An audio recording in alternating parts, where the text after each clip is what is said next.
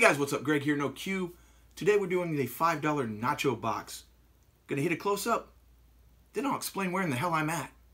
Here comes a close-up. As I explained in the video, the circumstances for the close-up of the food today were a little different. I'm actually doing the close-up from my car right after I bought the food. Now let's get into those ingredients. As you can see, we've got the 3-cheese blend, we've got the nacho cheese, we've got the refried beans, we've got the low-fat sour cream, of course we've got the steak, and last but not least, I'm going to get it right, pico de gallo.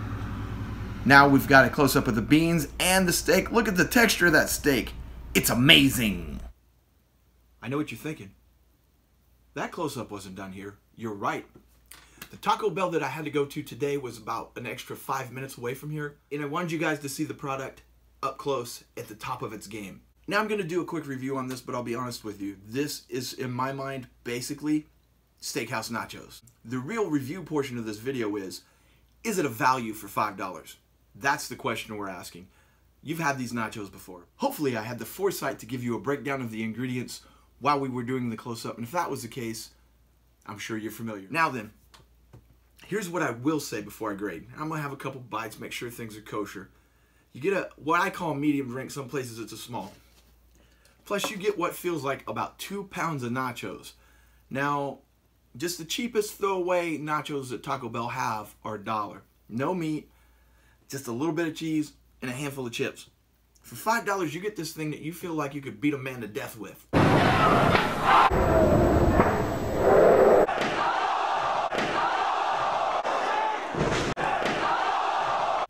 That's a powerful feeling when you have nachos that you can use as a weapon as well as eat. Bite one. These aren't hand-picked. I'm just grabbing them as they're coming out. Bite two, and that's what it's got on it. Look at all that. If you can see it in the dark. Bite two. You know, it's the weirdest thing. One of the very few things in life I can stand refried beans on, let alone Taco Bell refried beans, are their nachos. That's about the only thing I can think of. I don't want it on a burrito. I sure don't want a refried bean burrito. That is horribly gross. But on the nachos mixed in with everything else, it works. Got your nacho cheese, your 3-cheese melt. Look at all those beans. Get some of that on this one. Fold it over. Here we go.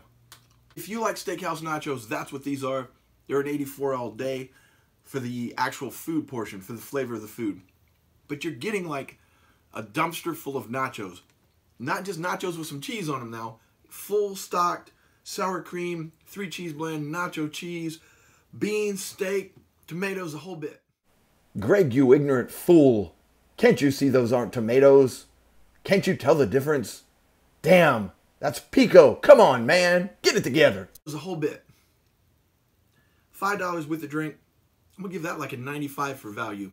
Breaking news. This isn't $5 everywhere. Taco Bell just doesn't tell you that.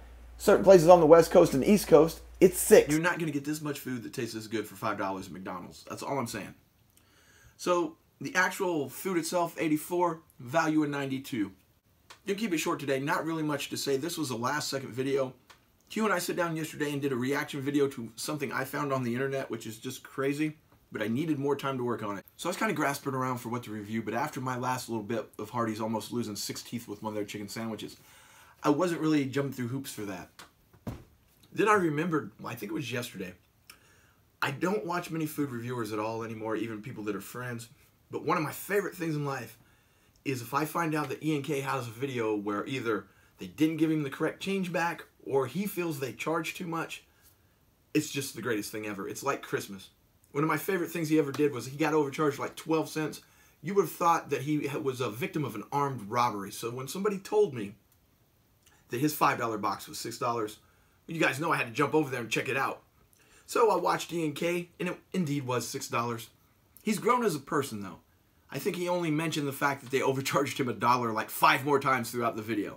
So he's getting better. I will be back on Sunday with the 4-hour stream of wrestling. For those of you wondering, Q doesn't watch wrestling. Occasionally he'll come in and hang out for a minute or two, but really, he doesn't have much interest. It is Money in the Bank, though. That means 6 to 8 gigantic men and women on ladders beating each other with chairs. He does from time to time come enjoy watching that. If we can ever get a pay-per-view of Japanese hardcore wrestling where they use fluorescent light bulbs on each other, he's in all day. He'll watch that for hours. But just regular WWE PG entertainment, he always takes a big pass. That's it for today, kids. Don't worry, I'll be back at the regular seat tomorrow. Until then, thanks for watching. Don't forget to like, comment, and subscribe. You can find us on all social media. Mr. Happy 0121. Stay vigilant. Any fast food workers in the state of California that accidentally overcharge E&K any amount, even if it's 3 cents, and can prove it to me, I will give you a special shout out and maybe even send you a prize.